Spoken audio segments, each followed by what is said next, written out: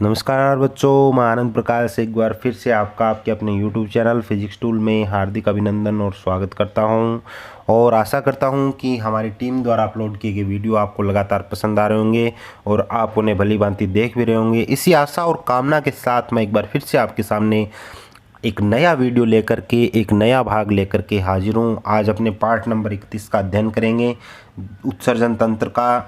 और इससे पहले अपने बच्चों 30 भाग पढ़ चुके हैं। इस चैप्टर के 30 पार्ट आपके सामने आ चुके हैं। देखो, वैसे भी ये चैप्टर बड़ा है और क्योंकि हम थोड़ा ही बता पाते हैं ताकि आपको भी पढ़ने में सहूलियत रहे, आपको भी ज़्यादा मैटर न लगे। थोड़ा वीडियो आप आसानी से अच्छी लगन और रुचि से पढ़ लेते हो। स्टार्टिंग में तो वीडियो बड़े बनते थे क्योंकि स्टार्टिंग में हमारी टीम द्वारा कम ही काम किया जाता था, कोई 1-2 वीडियो ही बनाए जाते थे। अब हम वीडियो भी ज़्यादा बना रहे हैं, 4-5 वीडियो डेली आते हैं, तो उसके चलते हम ज़्यादा अपलोड नहीं कर पाते। और फिर अभी जो भारत सरकार है, अपनी गवर्नमेंट है, उन्होंने गाइडलाइन भी जारी की है कि हम स्टडी मटेरियल से संबंधित आधा घंटे से ज़्यादा वीडियो नहीं डाल सकते। तो आधे घंटे से ज़्यादा मैटर हम नहीं दे सकते एक वीडियो में। तो एक वीडियो में हम आधा घंटा या उससे कम ही रखना चाहेंगे ताकि आपको आसानी से समझ में आए और आप उसको अच्छे ढंग से क्लियर कर पाओ, कोई भी दिक्कत और समस्या का सामना आपको न करना पड़े। और मैं आपसे गुजारिश करूंगा कि आप वीडियो पूरा देखें बच्चों, बीच में स्किप मत कीजिए, वीडियो को पूरा देखें ताकि आपको अच्छे ढंग से समझ में आए। तो आज अपने जिस टॉपिक का अध्ययन करते हैं उस पर आते हैं। आज अपने अध्ययन करेंगे अगला भाग जो है C नंबर पार्ट है। इससे पहले 2 भाग पढ़ लिए थे, वृक्कनलिका का अध्ययन कर लिया था, आपको ध्यान होगा। और एक पहला जो पार्ट था बोमेन संपुट, उसका अध्ययन अपने कर लिया था। तो अभी अपने आज तीसरे पार्ट का अध्ययन करेंगे। तीसरा पार्ट है बच्चों इसका मूत्राशय। तीसरा पार्ट कौन सा है? मूत्राशय। उसका आज अपने अध्ययन करेंगे, मूत्राशय का। तो देखो, तीसरा पार्ट है आज अपना मूत्राशय। मूत्राशय में देखो, यह एक थैलीनुमा पेशी संरचना होती है। यह एक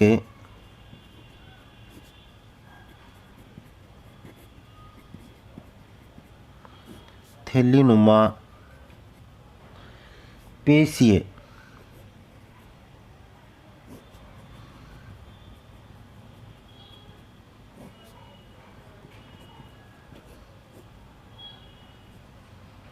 संरचना होती है।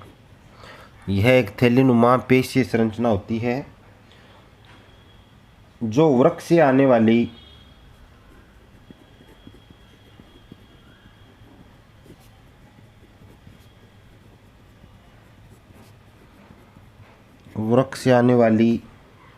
मूत्र का भंडारण करता है।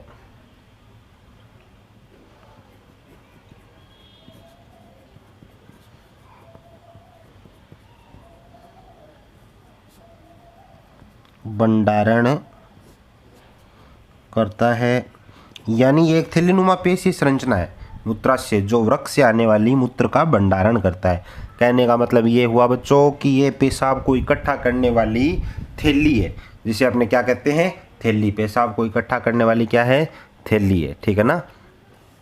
तो उसमें जो जिसको अपने शायद इंग्लिश में ब्लैडर कहते हैं, शायद इसको ब्लैडर ही कहा जाता है अंग्रेजी में, आपने नाम सुना होगा, ठीक है। तो ये एक थैलीनुमा पेशी संरचना होती है जो वृक्क से आने वाली मूत्र का क्या करता है?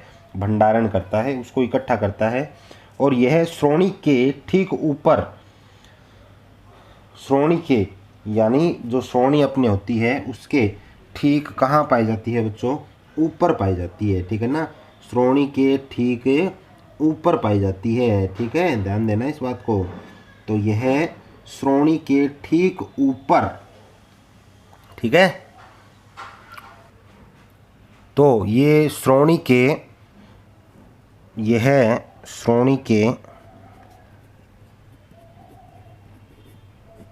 का अध्ययन पहले किया था। श्रोणि के ठीक ऊपर तथा जघन हड्डी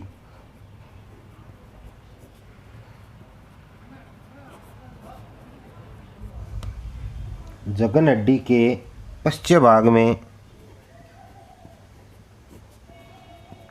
यानी पीछे के भाग में, पश्चिम भाग में होती है या होता है यह नाशपाती के आकार का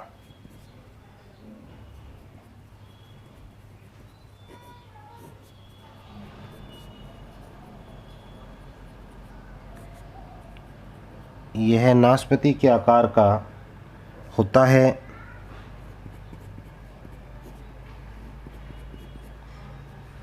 जो कि मूत्रण में मदद करता है।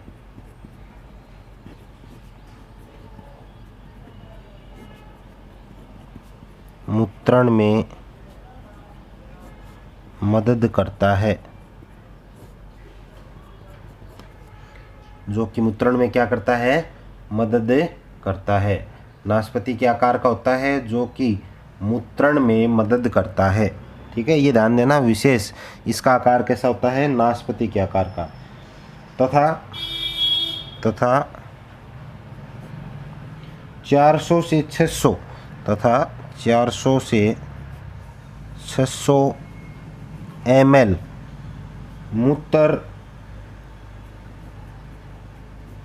मूत्र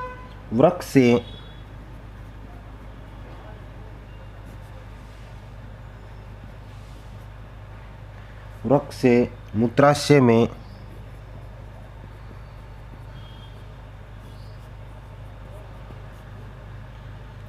उतरता है।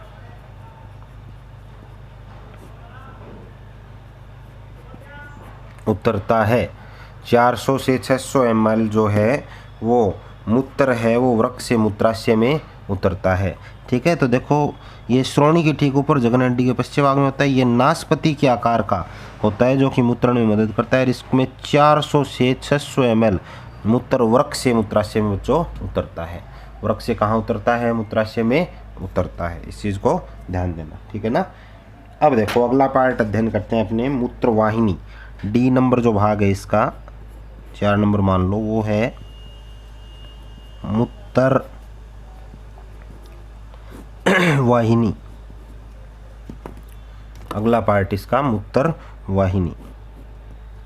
इसमें देखो वृक्क से मूत्रवाहिनी में क्या है? वृक्क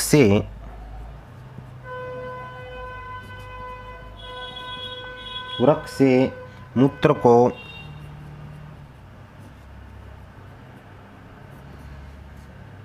मूत्राशय तक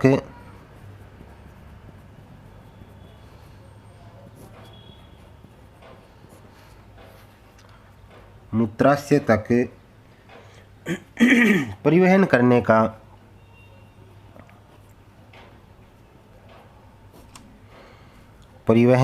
का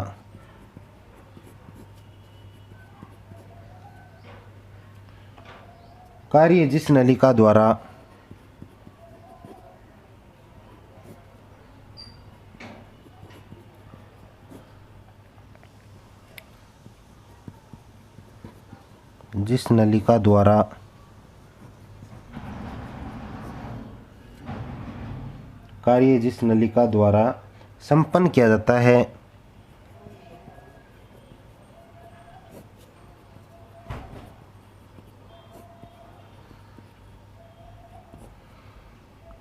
संपन्न किया जाता है उसे मूत्रवाहिनी कहा जाता है। संपन्न किया जाता है उसे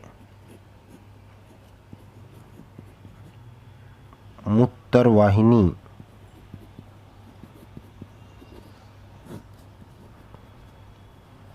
कहा जाता है। उसे क्या कहते हैं?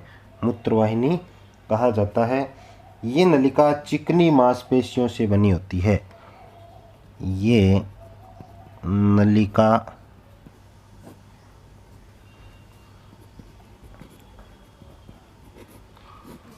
चिकनी मांसपेशियों से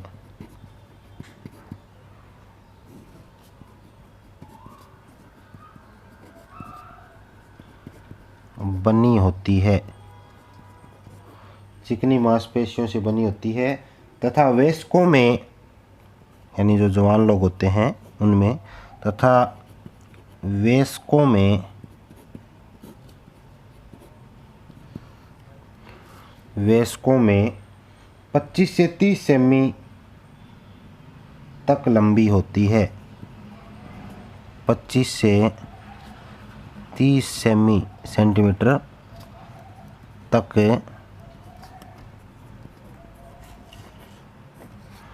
लंबी होती है। 25 से 30 सेंटीमीटर तक क्या होती है? लंबी होती है। तो ये वृक्क से मूत्र को मूत्राशय तक परिवहन करने का कार्य करती है। जिस नलिका द्वारा संपन्न किया जाता है उसे मूत्रवाहिनी कहा जाता है। उसे क्या कहते हैं? मूत्रवाहिनी कहा जाता है। तो डेफिनेशंस बन सकती है यहाँ पर 1 नंबर का क्वेश्चन कि मूत्रवाहिनी क्या है, मूत्रवाहिनी किसे कहा जाता है, मूत्रवाहिनी क्या है, मूत्रवाहिनी किसे कहा जाता है। बात आ गई होगी समझ में। तो ये होती है बच्चों मूत्रवाहिनी। ठीक है। ये नलिका चिकनी मांसपेशियों से बनी होती है। यह नलिका चिकनी मांसपेशियों से बनी होती है तथा वयस्कों में 25 से 30 सेमी तक लंबी होती है। और वयस्कों में कितनी लंबी होती है? 25 से 30 सेंटीमीटर तक क्या होती है? ये लंबी हो सकती है। ठीक है ना। चिकनी मांसपेशियों से बनी होती है और वयस्क जो जवान लोग होते हैं उसमें उनमें 25 से 30 सेंटीमीटर तक ये क्या हो सकती है? लंबी हो सकती है। बात आ गई ना समझ में। तो मूत्राशय और मूत्रवाहिनी 2 पार्टों का आपने अध्ययन कर लिया। देखो ऊपर मूत्राशय हो गया और अगला क्या हो गया? मूत्रवाहिनी। ठीक है। अब देखो अगले पार्ट का अध्ययन करते हैं। इसका तीसरा भाग जो है वो है मूत्र मार्ग। ठीक है ना। इसका तीसरा भाग, वैसे तो ये ABCD 4 और 5वां भाग हो गया, लेकिन इस पार्ट का तीसरा भाग पढ़ रहे हैं अपने, वो है मूत्र मार्ग। ठीक है। साथ साथ में याद करते जाना बच्चों, इस पार्टों को आप याद करते जाना, तैयार करते जाना। ठीक है ना। इस भाग को मतलब जो भी मैं करवा रहा हूँ, ये भाग हो चाहे कोई भी भाग, उसको आप तैयार करते जाना। ठीक है ना। ऐसे ना हो कि काम चढ़ता जाए। ठीक है ना। आप पढ़ो ना और ये चीज़ मैटर ज़्यादा होता जाए। ठीक है। तो अगला भाग देखो। तो अगला पार्ट देखो, इसका ई नंबर भाग है, वो है मूत्र मार्ग। वो क्या है बच्चों? मूत्र मार्ग। ये है इसका अगला भाग। मूत्र मार्ग का अपने अध्ययन करते हैं। मूत्र मार्ग क्या है? देखो यह एक नलीनुमा संरचना है। यह एक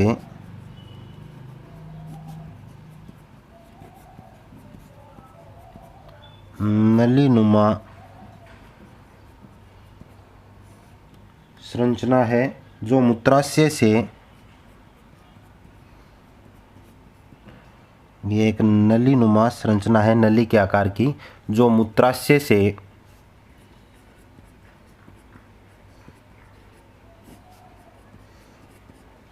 मूत्र को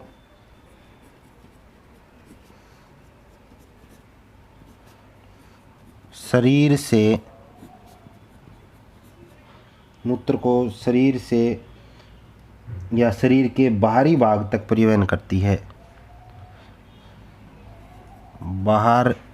शरीर से बाहरी भाग तक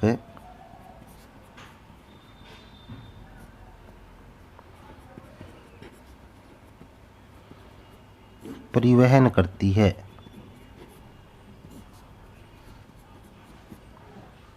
बाहरी भाग तक परिवहन करती है। पुरुषों में यह मार्ग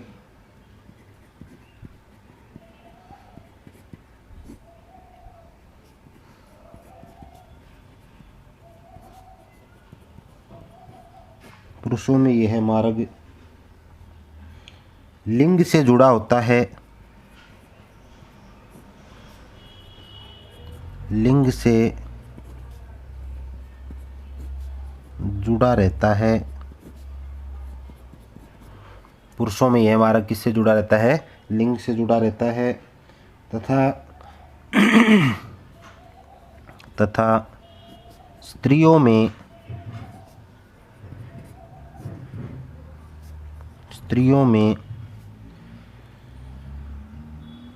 यह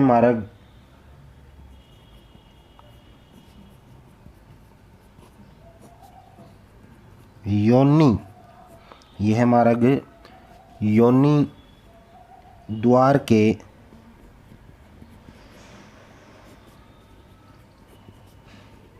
ठीक ऊपर समाप्त होता है।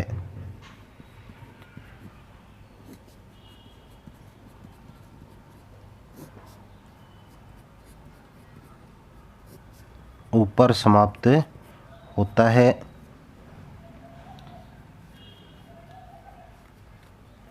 अब देखो, ये एक नलीनुमा संरचना है जो कि मूत्राशय से मूत्र को शरीर से बाहरी भाग तक परिवहन करती है। मूत्राशय से मूत्र को शरीर के बाहरी भाग तक परिवहन करती है। पुरुषों में यह मार्ग लिंग से जुड़ा रहता है तथा स्त्रियों में यह मार्ग योनि द्वार के ठीक ऊपर आकर के समाप्त हो जाता है। ठीक है। अब देखो, एक बात और है, यहाँ नोट में लिख देता हूँ मैं, नोट में लिख देता हूँ या वैसे बता देता हूँ कि देखो, जो पुरुषों में ये सखलन वाहिनियों से वीर्य को भी प्राप्त करता है। पुरुषों में यह जो है वो सखलन वाहिनियों से वीर्य को भी प्राप्त करता है। और पुरुषों में मूत्र मार्ग की लंबाई महिलाओं की तुलना में अधिक होती है। पुरुषों में मूत्र मार्ग की जो लंबाई है वो महिलाओं का जो मूत्र मार्ग है उनकी तुलना में क्या होती है, स्त्रियों की मूत्र मार्ग की तुलना में ज़्यादा होती है। तो एक काम और भी करता है पुरुषों में कि यह सखलन वाहिनियों से वीर्य को भी प्राप्त करता है। सखलन वाहिनियों से वीर्य को भी प्राप्त करने में ये सहायता करता है। और दूसरा कि पुरुषों में मूत्र मार्ग की लंबाई महिलाओं की तुलना में अधिक होती है। पुरुषों में मूत्र मार्ग की जो लंबाई है वो महिलाओं के मूत्र मार्ग की तुलना में ज़्यादा होती है। ठीक है, ये इसकी विशेष पॉइंट हो गया नोट में। अब देखो, इसके 3 भाग आज अपने कंप्लीट कर लिए हैं। मूत्र मार्ग कर लिया, मूत्राशय कर लिया, मूत्रवाहिनी कर ली। मूत्राशय, मूत्रवाहिनी और मूत्र मार्ग। तो इस चीज़ को आप अच्छे ढंग से क्लियर करना बच्चों, तैयार करना, याद कर लेना। जो डायग्राम पीछे आया था उत्सर्जन तंत्र का, उसको भी आप अच्छे ढंग से तैयार करना। ठीक है, और उसमें कोई भी किसी भी प्रकार की कमी न रहे, ये चीज़ आप निश्चित करोगे कि किसी भी प्रकार से ये कमी न रहे। ठीक है, और उसके बाद में आगे अपने आगे वाले पार्ट का अध्ययन करेंगे, आने वाली जो भाग है उसका अध्ययन करेंगे। ठीक है, और पार्ट नंबर 32 लेकर के मैं आपके सामने प्रस्तुत रहूँगा। तब तक के लिए धन्यवाद, और आशा करता हूँ कि आप ज़्यादा से ज़्यादा अपने यूट्यूब चैनल को शेयर करोगे, और वीडियो पसंद आता है तो उसे लाइक ज़रूर कीजिए, और ज़्यादा से ज़्यादा बच्चों आप इस अपने यूट्यूब चैनल को सब्सक्राइब करवाइए ताकि हमारे काम करने का उत्साह लगातार इसी प्रकार से बना रहे। तब तक के लिए धन्यवाद। घर पे रहिए, सुरक्षित रहिए। जय हिंद, जय भारत।